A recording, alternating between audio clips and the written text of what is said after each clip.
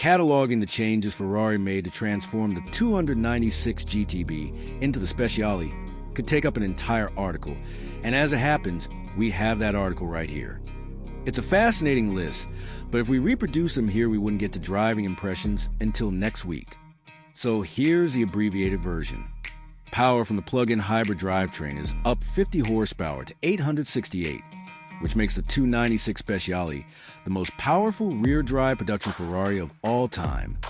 Weight is down by 132 pounds, and the styling changes you see, including a new front-end treatment and nifty inverted L winglets at the rear corners, are designed to increase downforce, particularly up front. The Speciale is louder by design, with new acoustic duct intended to deliver the 3.0-liter V8 scream directly to the occupant's ears. Lightweight components and retuned suspension and brakes round out the upgrades that make the Speciale so special. The 296 Speciale is, as you would expect, blindingly quick, though the engine improvements are unlikely to clip more than a tenth of a second off the 296 GTB's 2.3-second 0, 60 run still. That should be enough to steal the GTB's title of the quickest rear-drive car MT has ever tested. It's the experience of that acceleration that sets the Speciale apart. Take the new shift strategy. Most drivetrains reduce power briefly during gear changes, but the 296 increases it. When you yank that upshift paddle under hard acceleration, the 296 Speciale uses the hybrid system to deliver a solid kick, not unlike an old GM Turbo-Hydromatic 400 with shift kit. The irony here is that you don't really need to change gears all that often.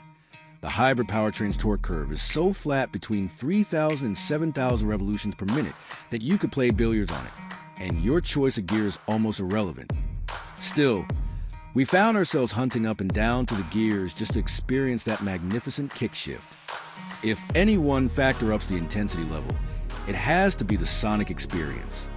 Removing sound-insulated materials was part of the lightweighting project, and as we mentioned above, Ferrari used mechanical means to intensify the V6 engine soundtrack. We've yet to drive a Ferrari that didn't sound wonderful, but the 296 Speciale sings as aria with impressive lung power.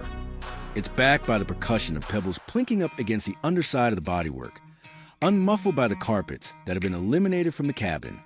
That part of the soundtrack, while definitely racing car-like, is not so great. At one point during our on-road drive, our 296 spun a rock-up into its very expensive underbody, and we damn near had a heart attack. The 296 Speciale offers a choice of lighter titanium springs or steel coils, though the latter is the only way to get an adaptive suspension and the must-have in the real world nose lift system. We drove the titanium-sprung car on the track and the steel-sprung car on the road.